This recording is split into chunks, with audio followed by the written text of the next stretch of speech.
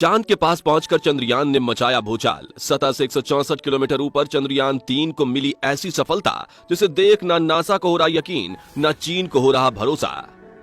साथियों, अब इंतजार की घड़ी खत्म हो चुकी है। इसरो ने ट्वीट करके बताया है कि चंद्रयान 3 के एडवांस तकनीक के सॉफ्टवेयर टेक्स्ट मैसेज में संदेश भेजा है और हमें कहा है, मॉस्क स्ट्रैक, मैं चंद्रयान हूं और मुझे चांद का गुरुत्वाकर्षण महसूस हो रहा है।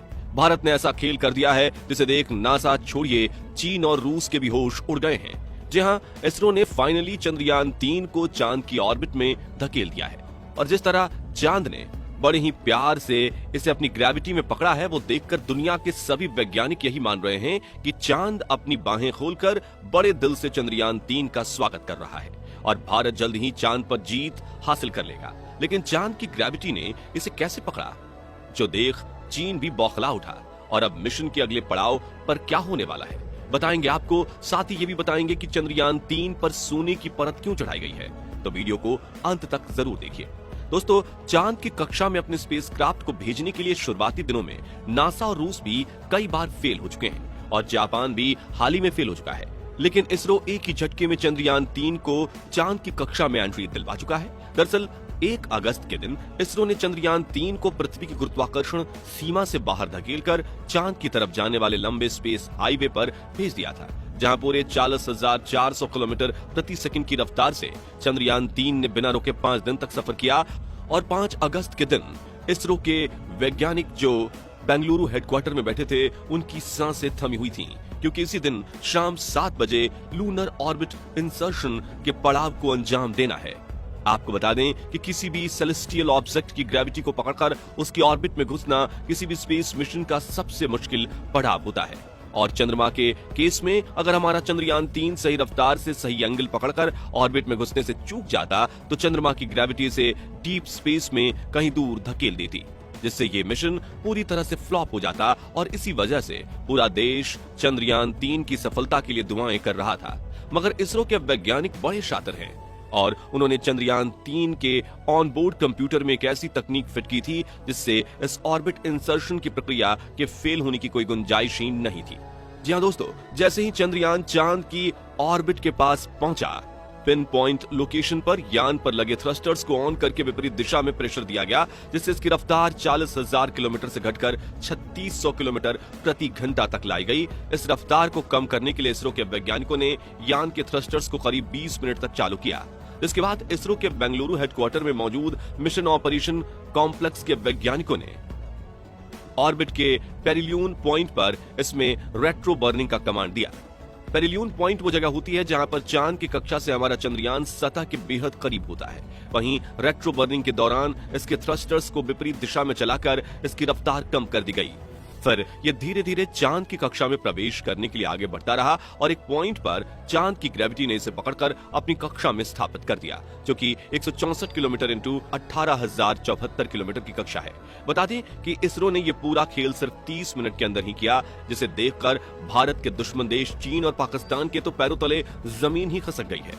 दोस्तों, चांद की ग्रेविटी में एंटर होने के बाद चंद्रयान 3 ने चांद की पहली कक्षा में चक्कर लगाना शुरू किया और इसके अंदर लगे ऑनबोर्ड कंप्यूटर ने इसरो के हेडक्वार्टर को सबसे पहला मैसेज किया, जिसे सुनकर आपकी आंखों में भी खुशी के आंसू आ जाएंगे। जी हां, इसरो ने ट्वीट करके बताया है कि मैसेज में चंद्रयान 3 ने कहा, मोक्स स्ट्रैक, मैं चंद्रयान हूं और मुझे चांद का गुरुत्वाकर्षण महसूस हो रहा है। चंद्रयान 3 की तरफ से आए इस मैसेज को सुनकर इसरो के वैज्ञानिक खुशी से झूम उठे, क्योंकि इससे उन्हें ये भी पता चल गया कि हमारा चंद्रयान एकदम परफेक्ट कंडीशन में है। वहीं इसरो के चीफ एस सोमनाथ ने भी मीडिया इंटरव्यू में कहा कि हम बहुत खुश हैं। अब 6 अगस्त को एक और प्रक्रिया शुरू होने वाली है और चंद्रयान को चांद की सतह तक पहुंचाने के लिए 5 अलग अलग प्रक्रियाएं शुरू होंगी। दोस्तों, मिशन के इस पड़ाव के बारे में बात करें तो चांद की सतह पर पैर रखने से पहले इसे 5 अलग अलग प्रोसेस से गुजरना पड़ेगा, जिसमें इसके इंजन फायर करके मैन्यूवरिंग की जाएगी। लेकिन इस मैन्यूवरिंग से इसका कक्षा बढ़ाने के बजाय इसकी कक्षा घटाई जाएगी, जिससे ये चांद के बेहद करीब पहुंच जाए, जिसके लिए पहली मैन्यूवरिंग 6 अगस्त के दिन रात में 11 बजे की गई थी। और आपको बता दें कि इसरो ने चंद्रयान 3 मिशन के इस पड़ाव को भी पार कर लिया है और अब चंद्रयान 3 चांद के दूसरी ऑर्बिट में चक्कर काट रहा है। अब 9 अगस्त के दिन चंद्रयान 3 के इंजन फायर करके इसे चांद की तीसरी कक्षा में धकेला जाएगा। 15 अगस्त के दिन ये चांद की चौथी कक्षा में प्रवेश करेगा, जिसके 2 दिन बाद 16 अगस्त के दिन इसे चंद्रयान 3 की 5वीं कक्षा में धकेला जाएगा, जो कि 100 × 100 किलोमीटर की गोलाकार कक्षा होगी। इसी कक्षा में चंद्रयान 3 के propulsion मॉड्यूल और लैंडर मॉड्यूल को अलग किया जाएगा, जिसके बाद propulsion मॉड्यूल का सफर यहीं खत्म हो जाएगा, क्योंकि यहीं उसकी मंजिल है।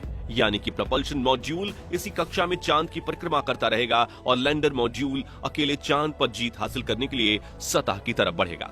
फिर 20 अगस्त के दिन एक बड़ा धमाका किया जाएगा। जी हाँ, इस दिन मिशन के सेकेंड लास्ट स्टेज में चंद्रयान 3 के लैंडर की डी ऑर्बिटिंग की जाएगी, यानी कि इसके इंजन को फायर करके इसकी कक्षा को 100 × 30 किलोमीटर किया जाएगा।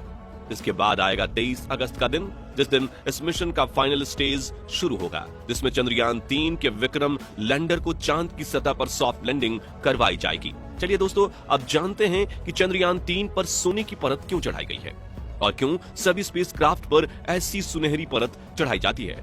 तो आपको बता दें कि ये सोना नहीं बल्कि MLI की परत होती है, जो कि किसी भी सैटेलाइट पर लगे पेलोड इक्विपमेंट्स को सोलर हीट और एक्सट्रीम लो टेम्परेचर कंडीशन से बचाने के लिए लगाई जाती है, क्योंकि अंतरिक्ष में कई बार तापमान एक ही झटके में -200 डिग्री से लेकर हाईएस्ट 200 डिग्री सेल्सियस तक चला जाता है। ऐसे में ये हीट या कोल्ड डायरेक्ट पेलोड से संपर्क में आ जाती हैं, तो वो खराब कर सकती हैं इन्हें।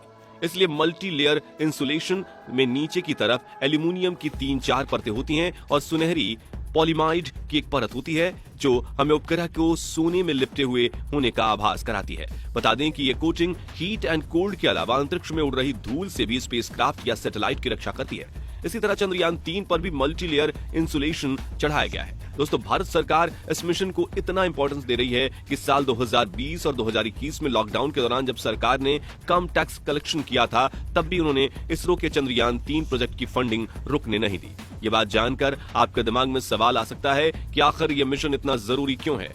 इसका जवाब आसान शब्दों में बताएं तो यह मिशन भारत की किस्मत बदलने वाला है, क्योंकि पिछले कई सालों से नासा और चीन स्पेस पर अपनी प्राइवेट दादागिरी कर रहे हैं, लेकिन अब भारत भी चांद पर विजय हासिल करके इस अंतरिक्ष में अपने झंडे गाड़ देगा और स्पेस प्रोजेक्ट्स लेने की होड़ में इन्हें पछाड़ देगा। ऐसा इसलिए क्योंकि जब दुनिया के छोटे छोटे देश अपने सैटेलाइट लॉन्च प्रोजेक्ट के लिए नासा और चीन के पास जाते हैं, तो वो इनसे भर भर के पैसे वसूलते हैं, लेकिन भारत के पास ऐसी टेक्नोलॉजी है कि हम इन सभी लॉन्च प्रोजेक्ट्स को सही सस्ते में कर सकते हैं। लेकिन स्पेसक्राफ्ट और सैटेलाइट काफी नाजुक और महंगे होते हैं, इसलिए ये प्रोजेक्ट्स उन्हीं स्पेस एजेंसीज को मिलते हैं जिन पर भरोसा किया जा सकता है। और चंद्रयान 3 की कामयाबी से दुनिया को इसरो की कुशलता पर भरोसा हो जाएगा, जिससे सभी देश अपने लॉन्च मिशन भारत को देना चाहेंगे, क्योंकि भाई पैसा कौन नहीं बचाना चाहता। ऐसे में धीरे धीरे करके इसरो को पहले हजारों, फिर लाखों और फिर करोड़ों डॉलर्स के स्पेस प्रोजेक्ट्स मिलना शुरू हो जाएंगे। तो दोस्तों, अगर आप भी चाहते हैं कि अपने मिशन में सभी पड़ाव को पार करके चंद्रयान चांद पर फतेह हासिल कर ले, तो कमेंट बॉक्स में इसरो को अपनी शुभकामनाएं